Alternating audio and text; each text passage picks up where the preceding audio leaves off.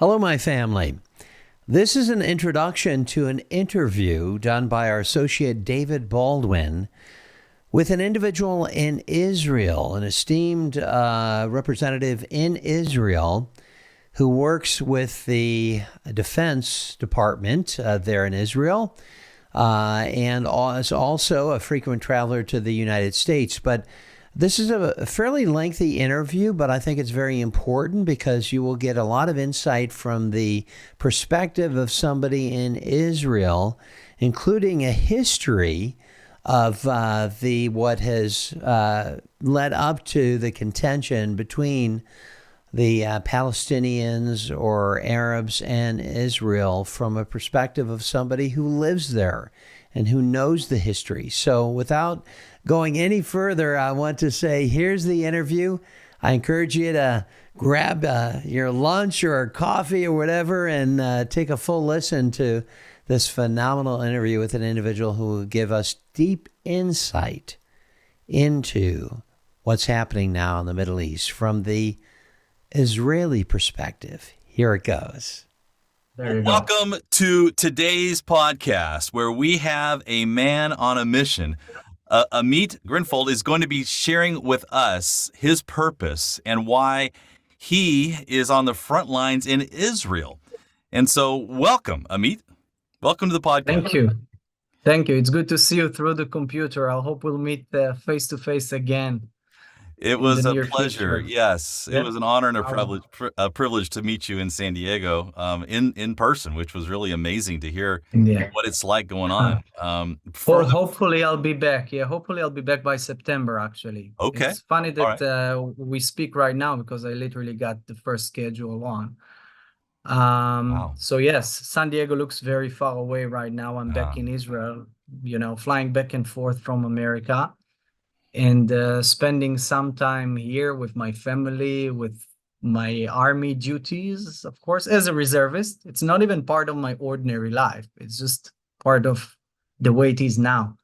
Yes. And when I'm not in the army, sometimes during the army, I'm actually engaged in a different warfare, if you want. And it is a war going on there. Yes. Oh, yes. The information war. And as people like you, people of communication and knowledge knows, and our enemies knows that very well, the propaganda war is ongoing. It's even increasing. So I see it as part of my service to my people. Simple as that. Absolutely. And we've met actually in one of the launching events of my new organization. We walked together. Yes, we walk together. We want to hear all about that. I love the pen that you have there. But thank you. For the viewers to get a sense of the context of really who you are, can you give us a little background? I know you mentioned being in the army. You're there in Israel. Yes. The wars are going on right now, but just kind of as we speak, I doubt that the speaker can catch it, but there is an F-15 jet fighter taking off from a nearby airbase. Wow. And in times of war, they fly right over my village, actually, because it's the shortest way to go to Gaza. So it's a very, very short flight. Israel is a tiny state. Within a minute, probably, I will hear a distance explosion, and then they come back. Simple as that. Wow. So it's very present. My kids don't even pay attention to it now. But yeah. It is around us. It is around us still. In the U.S., we have airplanes that fly all over. Here in San Diego, we're close to a military base, and it's just normal. You hear the planes. Yes, so we used to them as well. It's different. You can even learn if the takeoff is longer. It means that the payload the airplane is carrying is large. And if they fly right above my house, like this guy just did, then they're in a hurry. Because usually they're trying not to take off right above us. They try to fly over the fields. Wow. But he's in a hurry. Probably some ground unit in Gaza asked for, air support. It's most likely. And you're a lieutenant colonel. Did I get that right? Yeah. Yes. In the best unit in the army. I'm saying the best unit. Every unit says it's the best unit, but my unit, Home Front Command, is a unit dedicated only to save life. So we and the medical corps, our job is to save life, basically. The medical corps, of course, heals people and save life. We do it differently. We work with civilians, and therefore we're all somewhere between the civilian world and the army world. Of course, in uniform, but we dedicate all our time, and I do dozens of days every year in the army without a war, just to train civilians on how to respond in times of emergency. And every Israeli child knows that us, the old guys from the home front, comes from time to time to do the same drills, and sometimes they need them, unfortunately. Wow. So yeah. As there was a marked moment, October 7th, obviously. Yeah. Where were you when that went down? I was actually having a wonderful vacation in the Galilee with my wife and kids and a few friends. And, like everyone in Israel, I woke up a few minutes after 6:30 on that terrible morning.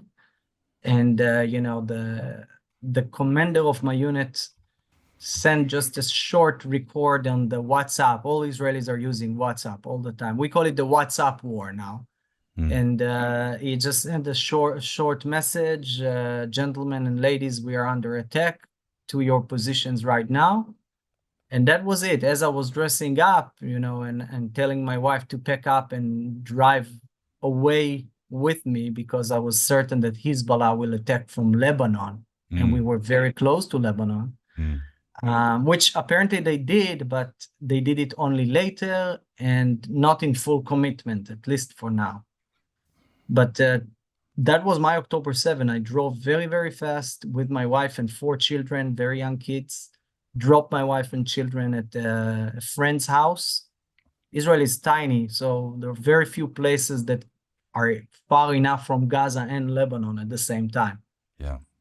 With the missiles Hezbollah has, actually, they cover all over Israel. But I was right. I knew that town is, not interesting enough for the enemy to attack. So I dropped them there.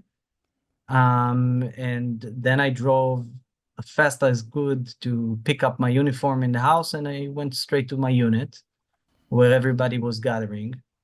And then I found myself in the army for 3 months, actually. And it was intense, especially at the beginning. Yeah.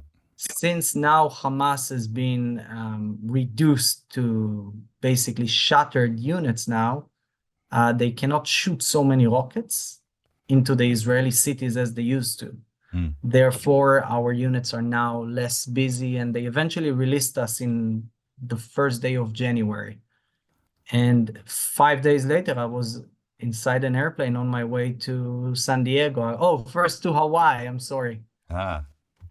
2 flights of 12 hours from Israel to get to Hawaii. Wow. And that's where my journey started, in speaking engagements, trying to tell people what really is going on here in the Middle East, in Israel.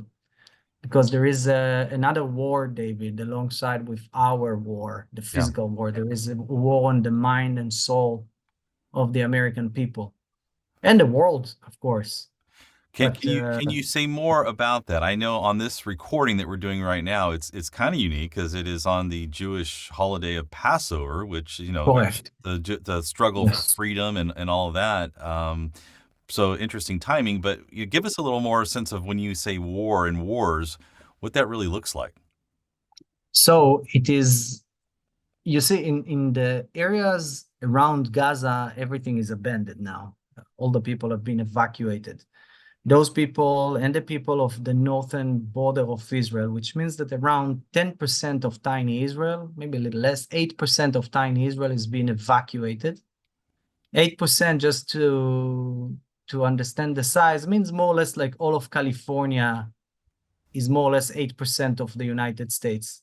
Wow. If I'm not mistaken. This is the area that Israel had to evacuate, which means that those people are refugees in Israel. Yes, we provide them, hotel rooms, and the government pays for 3 meals a day.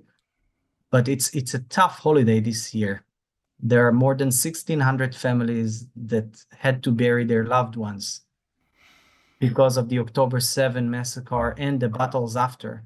A few people buried, more than one loved one.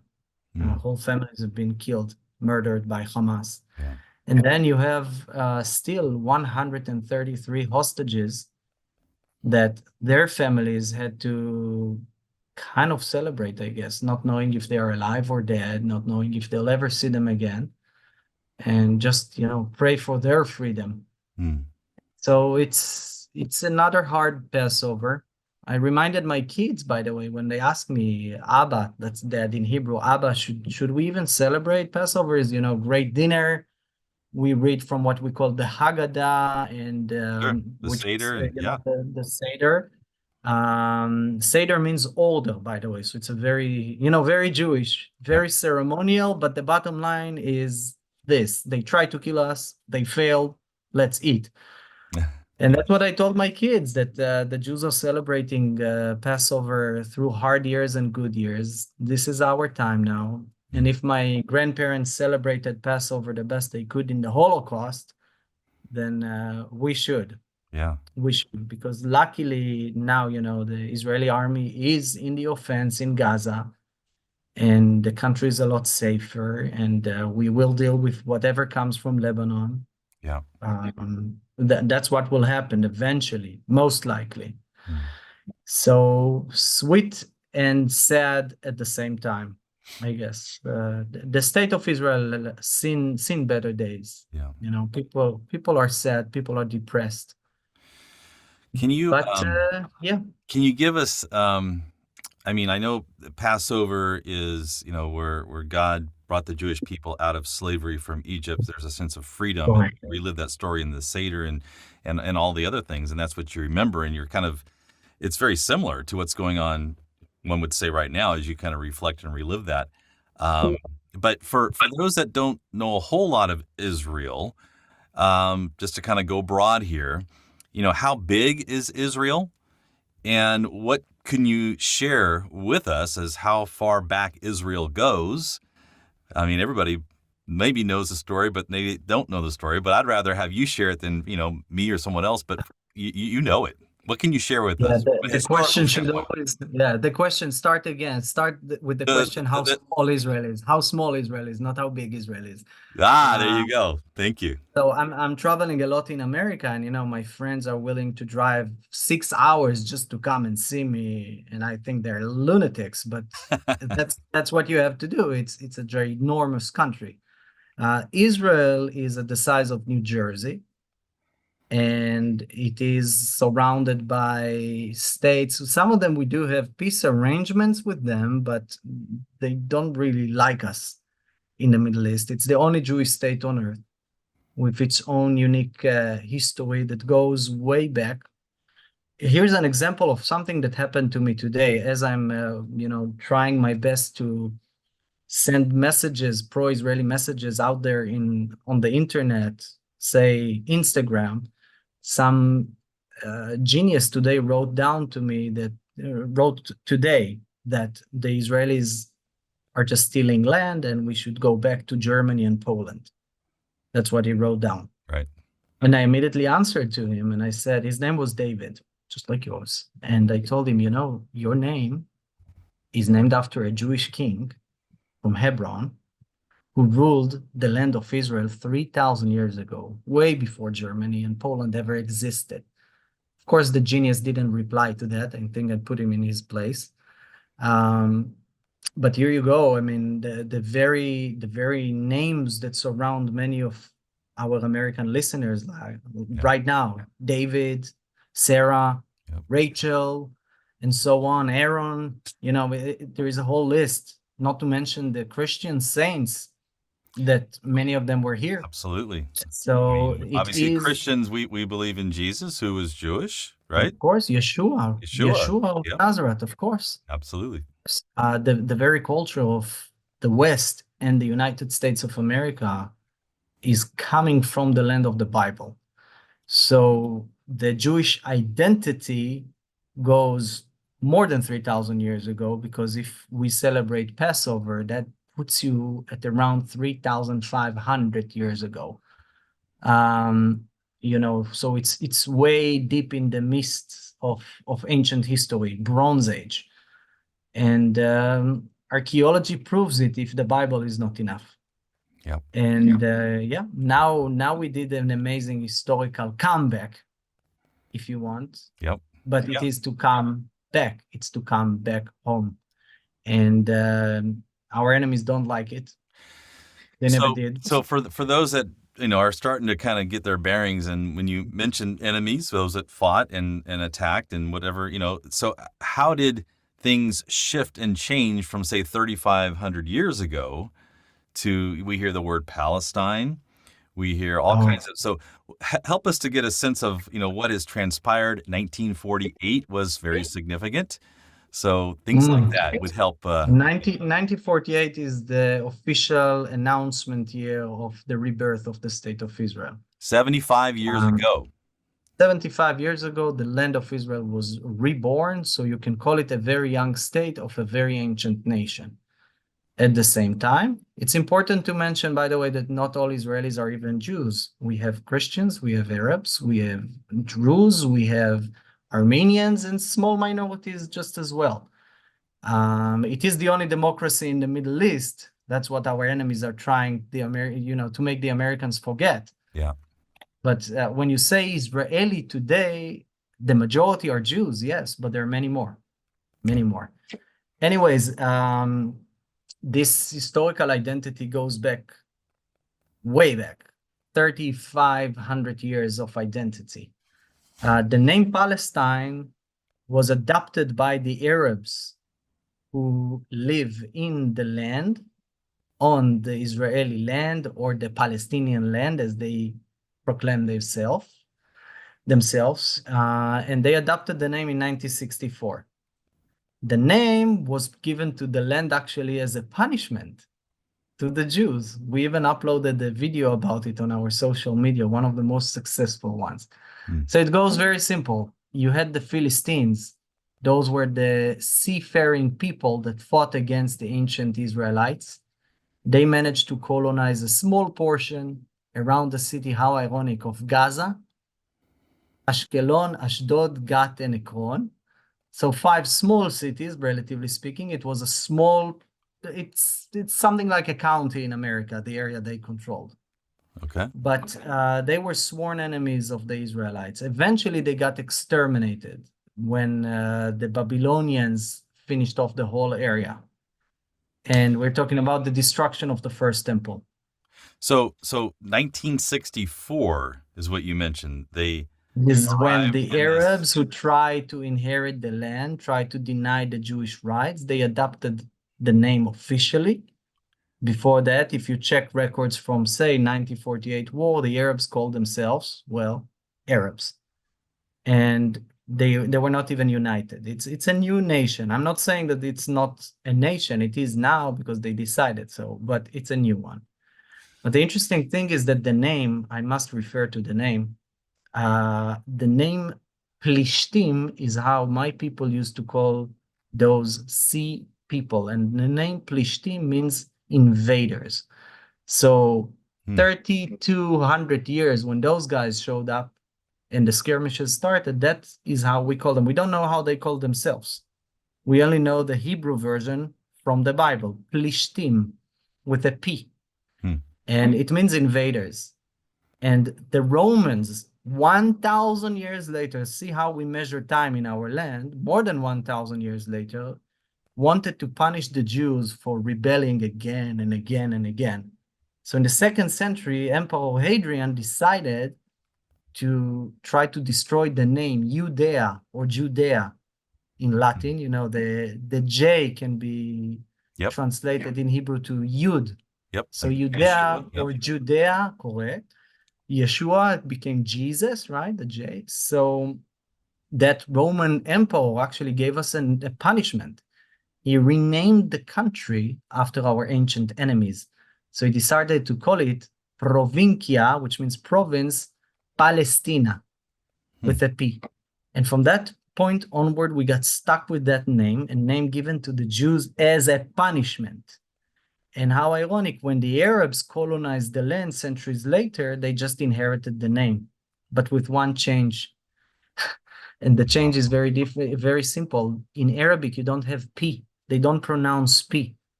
Okay, they don't go and do pee in the bathrooms. They do BB. And Palestine in the Arabic language is Palestine. That's how they call themselves. So those people cannot even pronounce their own name right. And their own name comes from a Roman punishment to the Jews. And the name means in ancient Hebrew, invaders. Interesting. And you can see how the invaders, how this punishment echoes, although those Arabs today have no lineage to the ancient Philistines whatsoever, but the punishment is still there, hitting us, like on October 7th. You've got me curious about the name, my name David, and the Philistines, and the biblical story of Goliath and being a Philistine. Is there a connection there? Because it's kind of an interesting Well, word. there are very few names of Philistines that were preserved because of the Bible, like Goliath or like Delilah. Okay. And Achish, who was the warlord that King David, when he was not king yet, served. But those names were preserved only because of the Jewish Bible, the Hebrew Bible. When the Babylonians exterminated them in the 6th century BC, they were gone. There are a few echoes of Philistine names in Babylon, people that went to exile, but within a generation or two, they lost their identity and disappeared. The only people that survives this, long periods of exile were my people, the Jewish people. We do it because of faith. So 3,500 years, God created, this is where it started. And then at 3,200, there was this invasion that took place. And that was kind of the seed that began the back and forth, I guess, challenge, war that is still going on today. And it's just amazing. In a way it is, but it's important to remember the Arabs today adopted a name to counter the Jews. They should have searched deeper, I think, because the name, again, is a punishment for the Jews. The very name comes from the Jewish tradition, and it means invaders in ancient Hebrew. So if I was them, I would probably find a different name. I mean, they cannot even pronounce Palestine. They say Palestine. There is no P in Arabic. So yeah, there you have it. But yes, definitely the war against the Jewish people, the war to exterminate my people, is not a new one. Yeah. You had Pharaoh, and you had Haman, and you had Hitler, and you had Yasser Arafat, and now there are new ones like Yahya Sinwar, the leader of Hamas. What do you think is the reason, with just the small population of Jewish people, that throughout these thousands of years has really been attacked and challenged? God's people? What's your take as to why? I'll tell you what, a very smart Messianic Jewish rabbi, a good friend of mine, told me once, because I asked him the same question. Because me, Amit, I don't know. I grew up knowing that there is a big target on my back for being a Jew. I always knew that. So that rabbi, that Messianic Jewish rabbi, said, listen, if we, the Jews, are the chosen people, we will also be chosen by Satan to be attacked. There might be a strong truth behind it, because otherwise it's hard to explain how people who gave so much to the world, so much. Just today, by the way, the young Jewish team for mathematics won 2 golden medals in different competitions. I mean, 20% of the Nobel Prizes went for Jewish people, and we are 0.1% of the world population. Wow. And I think this gift comes with this, curse almost, because look at the name of the people who are trying to exterminate us now. Yeah. They're just the new ones in a very long line. They will fail, by the way. I wish they would learn a little more history. Right. You benefit more for being the friend of the Jews, not their enemy. And that's coming from obviously the Bible, that we know the end result here. Absolutely. Yeah. Absolutely. It is said in the Bible very clear. The Lord promised that he will bless who blesses Jerusalem. He will curse who curses Jerusalem. And I believe you will see it again and again in history. There is a promise that was given to my people, and he never promised us excellent life. We always had to go through a lot, and we failed God a million times probably, but the promise is kept.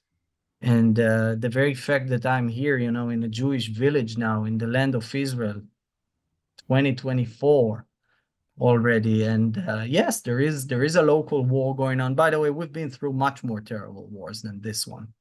Yeah. This one is a joke comparing to World War II. Okay, with as terrible as it is. Right. So yeah, anyways, I guess I'm becoming very dramatic now, but it is true. I mean, I'm raising 4 Jewish kids in the historical homeland, and it's not less than a miracle. My own family came from so many different countries just to come back here. So yeah, and here I am standing right in front of, well, not you, the camera. Yes, But we are glad that you are in this to help us, because there are people that are unaware, just because of maybe geographic distance, and so for you to really close that gap, even obviously with Christians, to understand, why is there a literal connection to the Jewish people, and why are we in support, or why do we support, and so to help people understand that. But to have a little history of the background, and it's still going on today. So fast forward to back to October 7th, maybe 5-10 years before October 7th. Have you always been on kind of high alert, waiting for something to happen? I mean, living your life with that target on your back, as you say, or was there peaceful times, or has it always been a case of, make sure you're watching out? I believe the right way to put it is there were quiet years. Because when you say in your language, in English, peaceful, those are not words that apply to the Middle East, definitely not the Arab Islamic Middle East. But you can have times of more relative calm. And I remember that all of my life there were violent years and there were quiet years. Most of the time you live your life in Israel, you never hear about it. Israel, by the way, is so much safer than America when it comes to crime, especially violent crime. Yeah. I actually did the research. The chance to be murdered in America is 4 times higher than in Israel. Wow. Just to show you. And the reason, just for obvious viewers who are like, how is that possible? The obvious answer to that is what? I think it is the higher morality that we try to inject to our kids in the education system. It's a very, very high respect of people, humans, the 10 commandments, if you wish. Thou shalt not murder. That's not so hard to follow. So we try, and it is also because the population here is much more united than America. Everyone must serve in the army in Israel. When you're 18, you go to the army, and nothing like a good, boot camp experience to make you a bit more disciplined and to understand, here's the answer. You understand that you're part of something bigger than yourself. Yeah. And that's important because that makes many people here highly appreciative of what they have. Yeah. And we're not even a poor country anymore. Many people here did very well actually over the years. So, and we try to protect that. Yes. Simple as that. Yeah. So the idea of quiet, or in America, we say, why can't they all just get along over there? Or why can't there be peace? Or you hear peace talks in the media.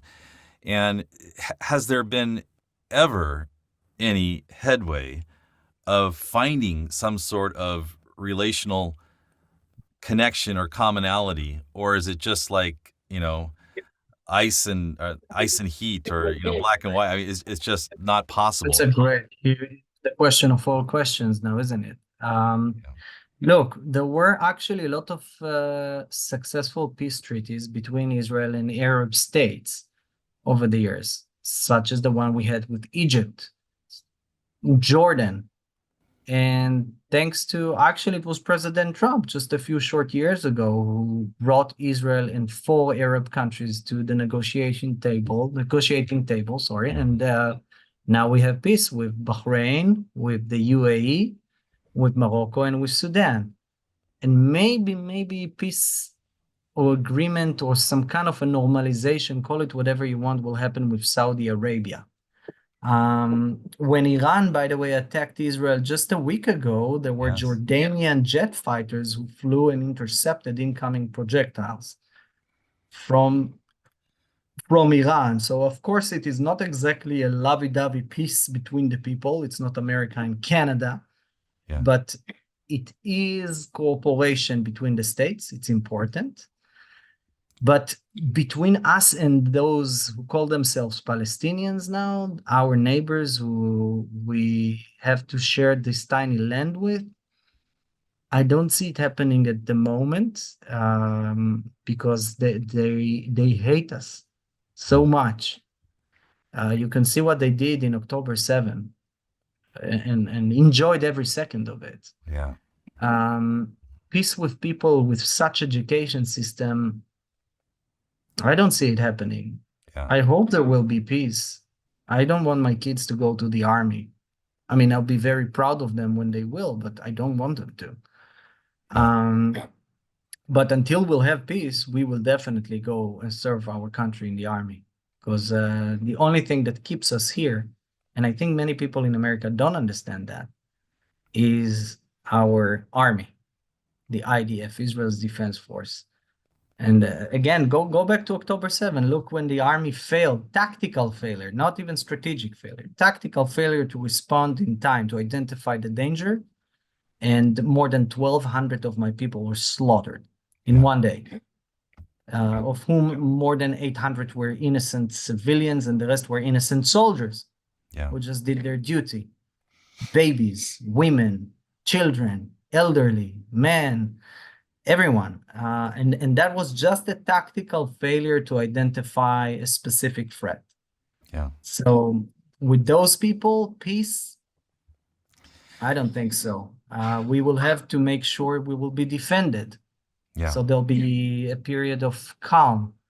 And maybe through the ashes, somehow, like Nazi Germany, it took 20 years, but eventually they became a democracy. Yeah.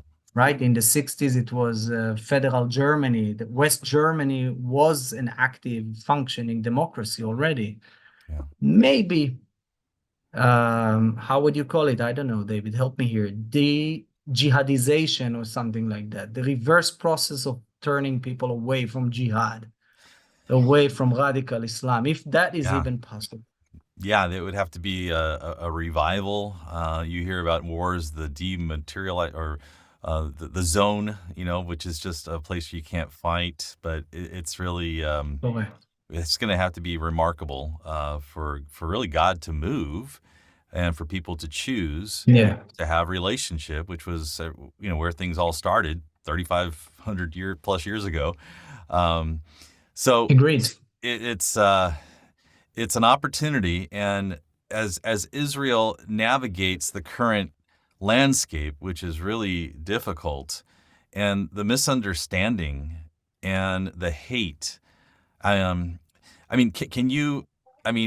we know that there's been hate in the past. Obviously, everything that the Hitler did was hate. But when you think about the hate, do you have a theory as to why there's so much hate? Because they feel like their land was stolen, or they thought it was theirs? And I'm just trying to pinpoint where that comes from, or is that really the answer, where we've already talked about it? I'll tell you what, from the Arabs in this country, at this point, I expect nothing but hate, unfortunately, and I'm very sorry for them. But at this point, I have no expectations except that. What really disappoints me, and it's a message important for me to pass through your podcast, is that I'm very shocked and even terrified by the hate I see inside the United States of America. Yes. I would expect the Americans to behave very differently. And then you go to college campuses, Yep. and then you see the hate. Today, they physically, or was it yesterday, they physically blocked the entrance of a very important university. I will not use the name. They didn't let Jews in, just like the Nazis did in the 30s. They didn't let the Jewish students in. Another university told all the students, especially the Jewish ones, to basically stay away from the campus, start studying remotely. And for the Jews, they recommended to go back home because it's no longer safe. Right.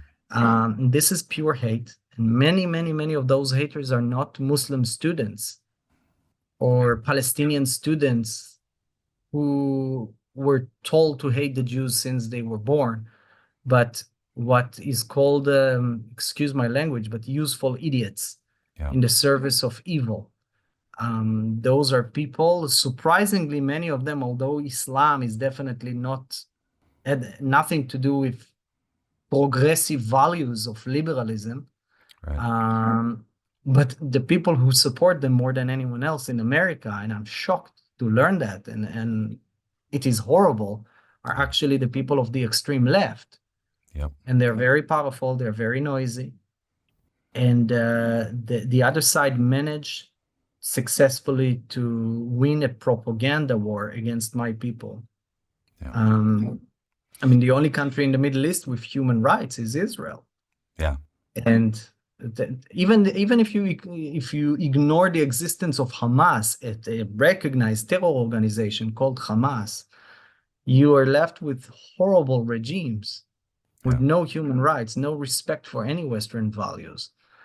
And yet those people are blinded by hate, support those with values that basically are not American values. In fact, they will gladly destroy America if they could. Yeah. Maybe they try from the inside right now. Yeah. There's a question I know that is in conversations, at least in America and other places, is why is there a protest? And to understand the back and forth, which is really education, and there is some blinding going on. But the protest against Jewish people right now is I'm trying to understand it. It's as if there's still hostages, right? There's still hostages that have not been turned over. 133 hostages. I don't know if they're alive or dead. We don't know. I mean, we know that dozens of them are dead. But they're upset at Israel's continued attacks that are trying to rescue their people. Is that why they're upset? Because their people, can you give some clarity as to what's maybe perceived or what's going on? The other side is based its claims on pure lies in the bad case, and in the good case, they over exaggerate, facts, but to levels of turning them into a ridiculous story. And it is definitely what you see is rooted in classical anti-Semitism that is unfortunately still out there.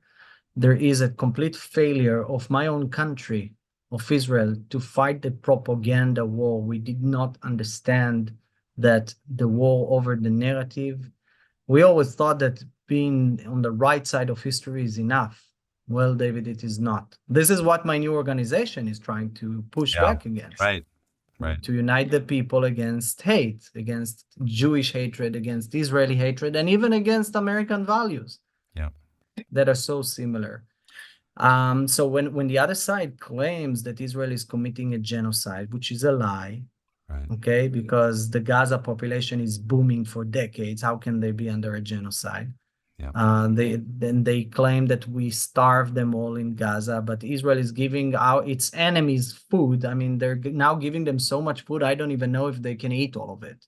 Wow. right now, and much of the food is stolen by Hamas and sold back to the the so-called poor population. Some of them are poor, and it goes on and on. This is what I'm dealing with all the time.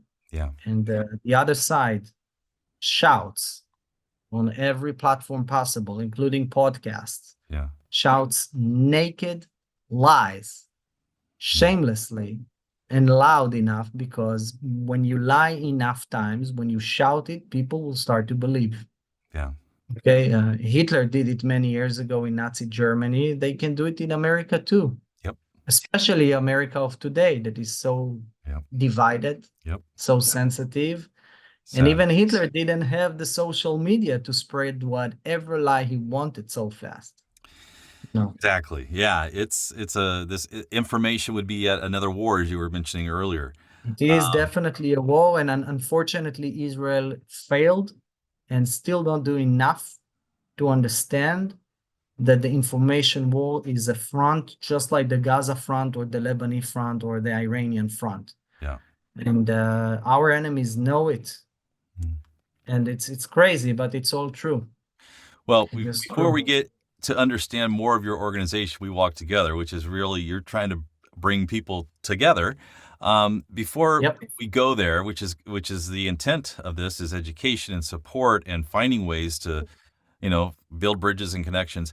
For people to understand these terms, they think Arab people, Palestinian people, and then you throw in the word Hamas, and then you throw in Hezbollah. And are these just like a sect or a certain group that are just kind of like, bad people within a larger good audience? Or help people don't really understand these words and terms. It's not just one simple, they're Americans. It's not. Yeah. So can you help demystify that? Yes. People seems to misunderstand. Okay, so let's start with Hezbollah. Hezbollah is a Shiite Muslim terror organization that is the biggest. The Lebanese society there in Lebanon is torn apart on the basis of different ethnicities and religion, especially religion. Hezbollah represents most of the Shiites. It's a creature created by the Ayatollahs of Iran. It is something that the Revolutionary Guards are growing since the 80s, early 80s actually.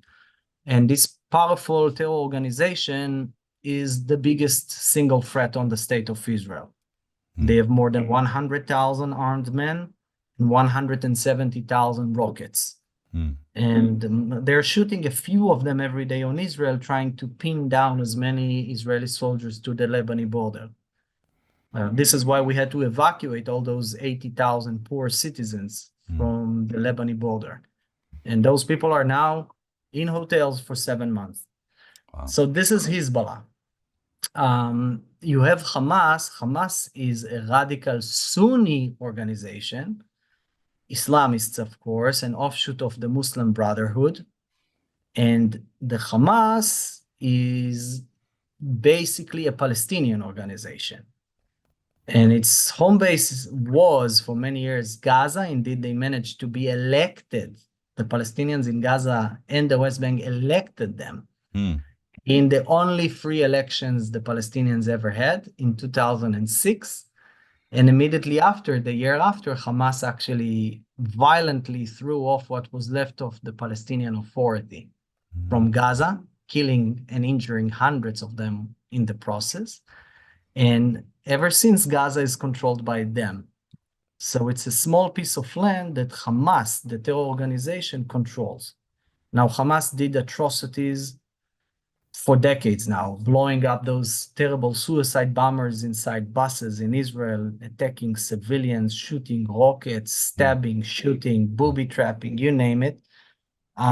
Sometimes they were killing other Palestinians as well. Wow. So, their own leader, Yahya Sinwar, sat on the Israeli prison for years because he killed Palestinians, because he accused them of collaborating with Israel.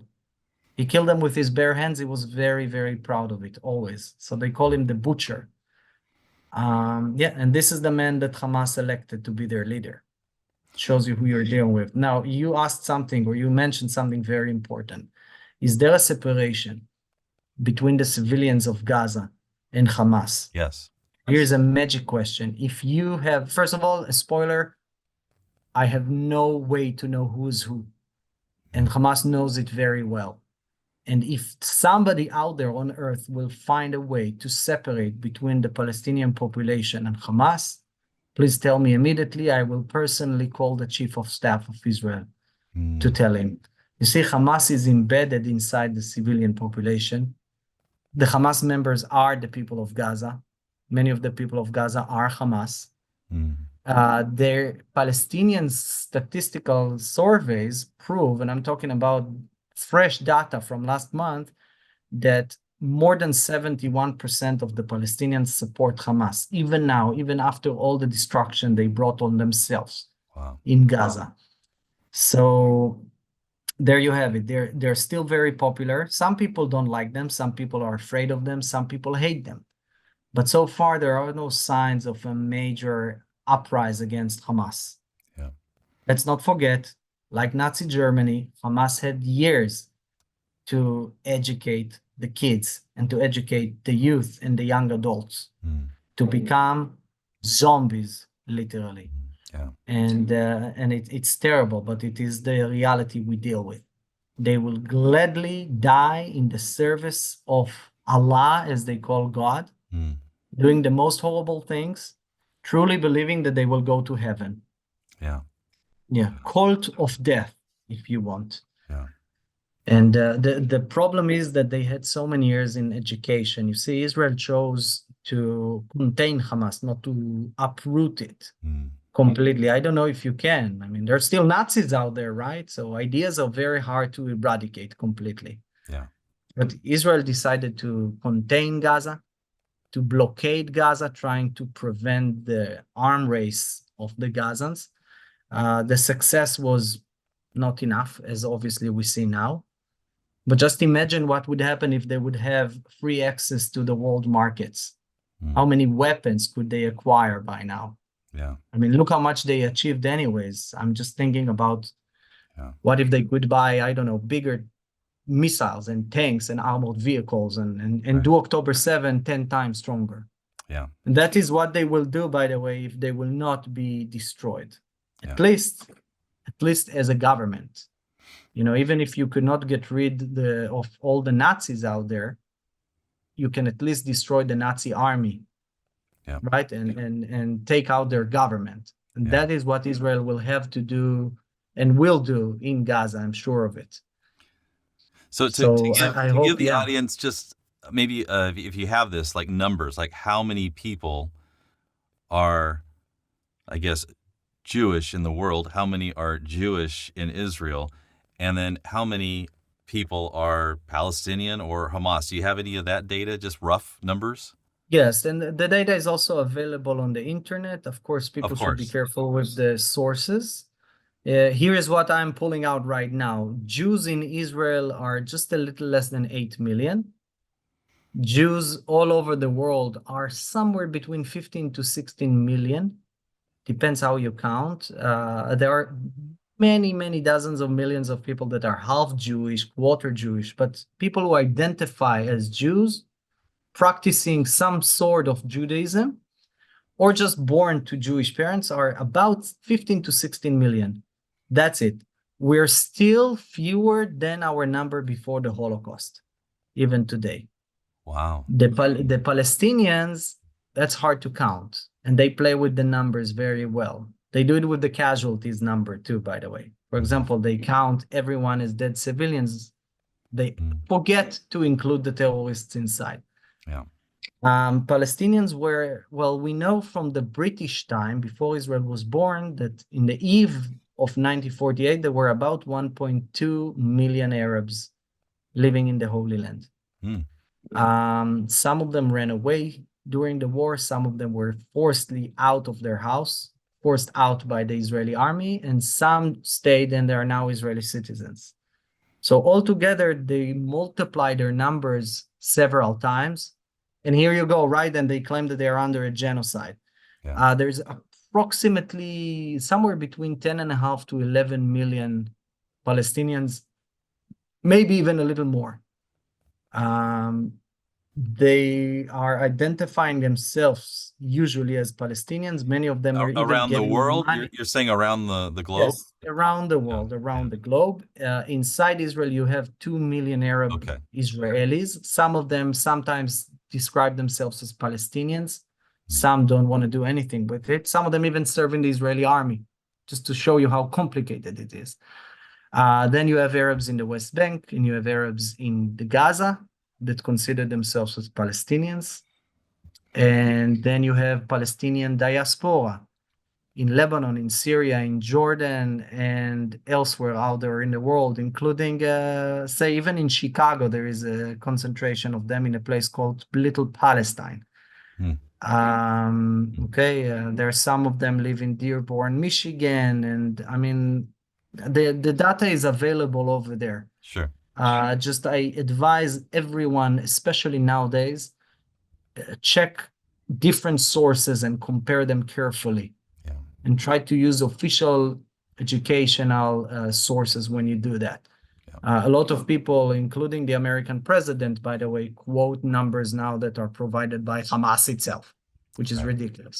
Right. I mean, since Hamas is practically the same thing as ISIS, and you don't want to listen to what ISIS tells you, Right. Right. then you should not listen to everything they say. Yeah. That's for sure. But I hope I provided some Oh, that's great. answer. By the way, Yeah. one more thing though, the Palestinians are part of the Arab world, and you have almost 450 million Arabs out there. So when Okay. it comes to Arab ethnicity, it's by far bigger than the United States of America. And then when you remember that Hamas is also part of Islam, Islam is now 2 billion people, give or take. Yeah. Now you understand that the Jews are completely outnumbered. Right. And yeah, what else is new, right? So Right. yeah, Well, you've got the Christians with the same God as the Jewish people, so there's a larger population, but that is the bigger war at play for sure. of course, And but yes, but we don't want to just stay on doom and gloom and negative and sad, because you are here because you want to bring hope. You want to find a way with your organization. We walk yes. together. So give us an understanding of how the organization started, what the organization's purpose and mission is, and how we can give voice to help you. Of course. So it all started in a very random guided tour in Israel shortly after the pandemic was over and the borders were reopened. Okay. And I met a gentleman. His name is Karl Moore, and he is a very smart, successful attorney from Washington, D.C. He's trying He's trying to conceal the accent, but he's from Alabama originally. Sometimes even I can tell. But Carl is a wonderful, special human being, and he worked in Israel before as a volunteer. He's an evangelical Christian. He worked in Israel in the past as a volunteer, became a Zionist, fell in love with Israel, came back multiple times. Yeah. When he came with his mother-in-law, he rented my service through an agency. We never heard of each other before, but we kept very good relationships since. I came and visited him in DC, and he organized the whole venue where I spoke back in the day about the 6-Day War. Go figure, it looked like ancient history now. And Carl came with a bunch of friends to Israel during the war. I actually met him at the eve of the war in Washington with my beloved wife. And he told us, and that I will never forget that. It was September 2023. And he told us, Amit, something is happening. Something bad is coming. I think the Arabs are going to attack in the anniversary, the 50 years anniversary of the Yom Kippur War of 1973. Wow. Oh my God, the guy was right. Yeah. I mean, a day later, they attacked. October 6th was the Yom Kippur War. They attacked in October 7th. No one in Israel saw it coming. It's so sad. But Carl is a special man, and he saw things. And he came during the war. I took a few days off from the army while I was still in uniform, and with my partner, Neil, who is my partner, mentor, we're also related.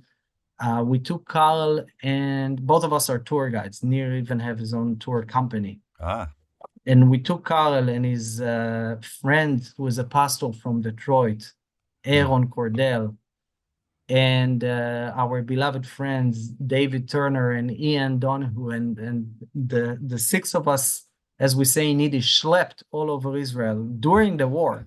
wow. We went to see the destruction of the kibbutz communities around Gaza. Mm. We visited friends of mine that were then in active service in the Lebanese border. We ran for our life under rocket fire, even on that experience. Which, you want the experience of Israel, you got it. Yeah. We found ourselves with a bunch of paratroopers in a bomb shelter. Hmm. And then we went to the Golan Heights. We saw the IDF training over there because we have positions there as well. And we decided together, and this thing was born, this organization. Carl gave the name, actually. We Walk Together. His vision started with having me working with African Americans, actually, and to try to get the African American community, which is a huge, diverse community, Yes. to start with the churches, Yes. to bring them somehow closer to Israel, to the story of Israel, Yeah. modern Israel and ancient Israel and the Jewish people and Christian faith. But then during this war, we realized that it is not only the African Americans we must speak to, but everyone in America. Yeah. Jews, Christians, atheists, whoever wants to listen. Yeah. There are people who want to listen. And the second I finished with my army service in the first day of January, I was literally buying tickets that day, and I flew to Hawaii, and then I met you in San Diego, and I started those long tours that I'm doing. Yep. And it started with lecture tours, right? And I spoke about an organization that was forming as I was literally talking with those people. Yep.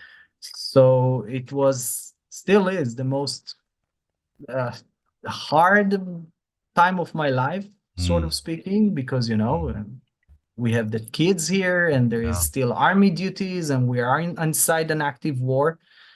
And we fight a war completely outnumbered when it comes to the public relations. Yeah. War. But it is also the best time of my life because it fills me up with meaning, with the feeling of doing. And my colleagues are extremely resourceful and helpful, and people are opening their minds and their doors. And I found myself speaking in places I didn't know existed before that. Okay, and how many Israelis went to Maui ever? So yeah, and now in Michigan and in Chicago and in Florida, and soon in about 4 weeks I'll be in New York, in Baltimore, in DC. Wow. And the speaking engagements, that's just me. My colleagues are beginning their own tours as well at the same time. Mm-hmm. And we have now a whole social media campaign on Instagram and Facebook, and we have a whole bunch of volunteers. Yeah. Sweet kids. Some of them are half Israeli, half American. Some are American, some are just Israeli. Yep. From all colors, shapes, and accents you can think of. And I invite everyone to share the information that we are posting over there. Of course, it's important for me to say we are not a political organization. Zionism simply means to believe in the right of Israel to exist. That's it. It doesn't mean that you are, voting right, voting left, voting whatever. No, it's just mean you believe that Israel has the right to exist. Yeah. And this is what we're trying to, to bring to the American people. I will make friends among the most liberal and the most conservative people. Yep. I love everyone. Yep. And I just hope that this great journey will be successful. I believe it is, because we reached more than 100,000 people so far, and we just started. Wow. Yes, and a few thousands physically came to the lectures so far. So Okay. it's getting bigger. It's getting bigger fast. Yeah. You met me, I believe. Oh, I remember in that Downtown downtown San event, Diego. Yeah. San Diego. That half of the people there were Jews, half of the people there were Christians, by the way, on that beautiful event. Yes. Um, You so know, this is what we're looking there is a for. question on that people have been asking, which might be helpful as you are navigating this. Yeah. And as Christians support Israel and the Jewish people, some Christians aren't fully aware of everything. But can you maybe succinctly share why some Jewish people do not recognize Yeshua as the king, and because they have a different perception? Do you get from your vantage point, to help Christians understand, because there seems to be a separation. We want to just come together. We have the same God, but can you? Is it Isaiah 53 or I don't know? But to help Christians understand. I believe that Christians who read the Bible knew from day one that most of the Jews stays, like my own family, stick to the ancient traditions, Right. no matter what comes. And from the days of Yeshua in the Second Temple period until today, many Jews just kept their ancient traditions and stubbornly kept their ancient traditions, like my own grandparents through the Holocaust, 6 years Wow. in hell basically, and they kept believing. Now as always, most of the Jews just follow the ancient traditions, which means the Hebrew Bible, the Mishnah and the Talmud, which is the rich Jewish, call them external books, I guess, of the Bible, follow-up books. Yep. Of interpretations. It's a very rich world by itself. Yes. And a very ancient one as well. Yeah. There are Jews who believe in Yeshua as well, but they still recognize themselves as Jews. They are a minority in Israel, officially 15,000. I think there is more, probably more, underground. Some of them are very good friends of mine. Excellent tour guides, actually. Some of them serve in the army, and in Israel, it's no longer a big deal if you're a Messianic Jew or a Jew, as long as you're a good citizen, you're a good person. Okay. You serve in the army like everyone else, so who cares? Okay. And I believe some of the American Jews are probably Messianic Jews as well. I can think of a few, like the rabbi I quoted earlier. Numbers on that case are unknown to me. So I cannot provide you data on this. In Israel, it's around 15,000 people. So I hope I answered your question, David. Yeah, I'm just curious because people are always, wondering, and they're curious, and that's an example of we walking together as we learn about each other. So can you give us a little call to action, or the website, which we'll put, on the in the yes, of course, so you can actually see that. But what would you like to invite us, ask us how we can partner with you to walk? Okay, I would love people to invite me, actually, because me and my associates, we are willing to travel to most remote places Okay. to speak. So my favorite are actually small rural churches. I'm crazy. I'm willing to drive a lot to meet people. So here's one call for action. It is me and my associates, and we walk together. You can you can contact us through the website. Yep. And invite us. Of course, we will not drive all the way, I don't know where, just for 3 people. But if there is a church that wants to organize an event, of course, I'm more than willing. Many churches are doing interfaith events with the local synagogues as well. Great. Those events, like the one that you and I met in, for me, are the most successful ones. I don't know. Listen, we sometimes feel that we're all alone out there, the Israelis, and then you have all those Jews and Christians of America united. Yeah. Because we walk together in this. It is. So here's one call for action. Another call for action will be, of course, to share our information on social media. If it's the books I wrote, you can find them on Amazon. If it is the articles I upload from time to time on the website, in the blog. But if you want more updated, things that are related to the war, to the daily life, then the social media. Actually, some of the things I upload myself, some are completely by my volunteers. Especially if you see special effects on the videos, that's not me. You see, I'm 42. I'm too old for the kids now. It's the younger generation that do all the magics there. And the last thing, listen, we are a non-governmental organization. We have no income at all. All the activities are completely by volunteers, but even those activities, like flights, cost a lot of money. So we keep functioning only thanks to the generosity of people who donate money. It can be a small symbolic donation. It can be $50. $50 is what I need for another video, by the way. And there were some people, God bless them, that gave a lot more money than that. And it makes all the difference, because this will bring us to more people in America. Yeah. So those are the things. And maybe something more, if I can add one more thing. Do we have Please. time? Yeah. Go for it. Here's a very important message. A lot of Jews and a lot of Jews lovers today feel a bit depressed. And I keep telling them, friends, chins up. We are the people of God. Yes. Okay, we are indestructible. Look at the list of the powerful empires that try to eradicate the Jewish people. Find them now. They're in the History Museum.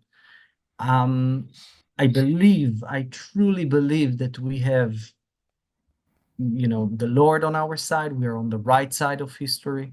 Yep. And those who will work with us, we can learn so much from each other. We can work together. Yep. Am I supposed to say we walk together now? That's more like that's right. Webs, right? But the friendships between Jews and Christians just makes so much creativity and beauty out there. It does. And it does. And this journey, I can tell you personally, I met so many people, Christians from America, that I would never meet in any other reality except this great journey. So yeah, thank God for all that. Of course, so many coincidences. It must be faith here. You got it.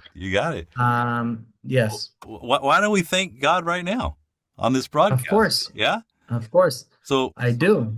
You know what we say? We say we say Baruch Atah Adonai, which means bless you, our Lord. Eloheinu melech haolam, our God, creator of the world. Shehechiyanu vekimanu vegianu lazman hazeh, who revived us and sustained us and brought us to this blessed moment. And then we say Amen. So I hope I translated the Jewish prayer right. If I didn't, don't tell my rabbi, but I tried. If you didn't, let me give you you have the grace. So from a Christian perspective, you have grace and mercy. We have the same Abba. So we thank you, Abba, for the Jewish people, for all of that you are doing in restoring and building relationships. And we thank you. And for the Christians, we ask, Father, for freedom, for more relationship, for healing. And Father, for you to bless this We Walk Together ministry, this organization for Amit. And as Christians, we command and direct this in Yeshua's name, and believe it and ask for it and celebrate the people that you created. So we thank you for this opportunity in Yeshua's name. Amen. Amen. So yeah, we're covered. So it's already kind of making a good connection there. We're covered. And I hope all the people of the world, by the way, not only Jews and Christians, will understand that there is only one Abba for all of us. That's right. Just one. And he is everywhere. Yeah. And he loves everyone. And yeah, maybe I'm trying to send a peaceful message in times of war, but this is exactly the time to ask for peace. Yes. In those times. So I know we're going to have it in writing, but I've always realized it's helpful to get the verbal description. So can you tell us the website and the best way to Oh, reach you, I sure. guess, through Yeah. the website. The We're going to put it name, in there. of course. Of course, the name of the organization is We Walk Together. Here, I'm opening my cell phone just to make sure I'm not making a joke out of myself. So it's We Walk Together World. That's okay. So WWT WWTWORLD is our address, and then .com. Okay, so We Walk Together, www.world.com.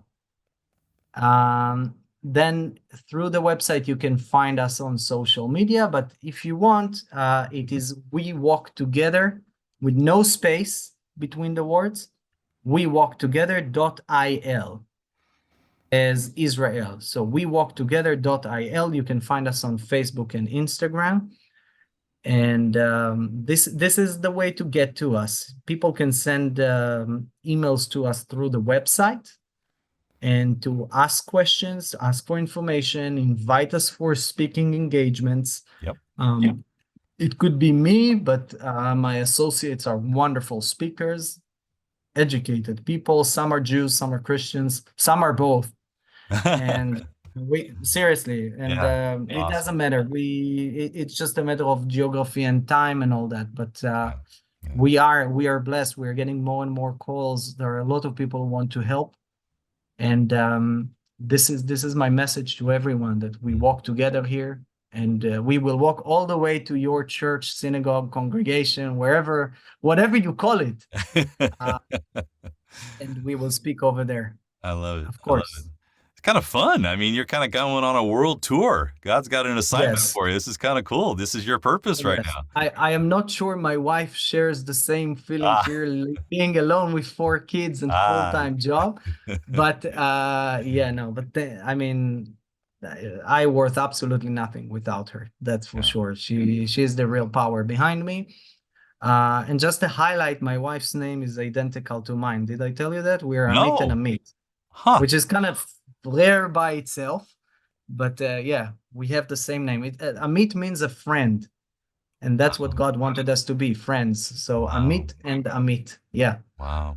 Amit and Amita, I guess. Yeah. Because it's for boys and for girls. So guess what? I found a girl with my own name. That's nice. Awesome. That is amazing. Yeah. And you are friends forever. We That's are. amazing. We are friends forever. That's for sure. Tell her thank you for this hour of watching the kids or putting to bed or whatever's going on over there in Israel. And thank you for your time, Amit Grinfeld. We're going to definitely share this with the world and find ways to connect. And so we walk together. I'm looking forward to walking more and more with you and seeing what God does. So thank you again for your time, Amit. And thank you very much. Thank you very, very much. Thanks for listening. Please like and subscribe. And if you'd like further information, go to our website at randyk.org, where our mission is simple: to share the great news of God's love.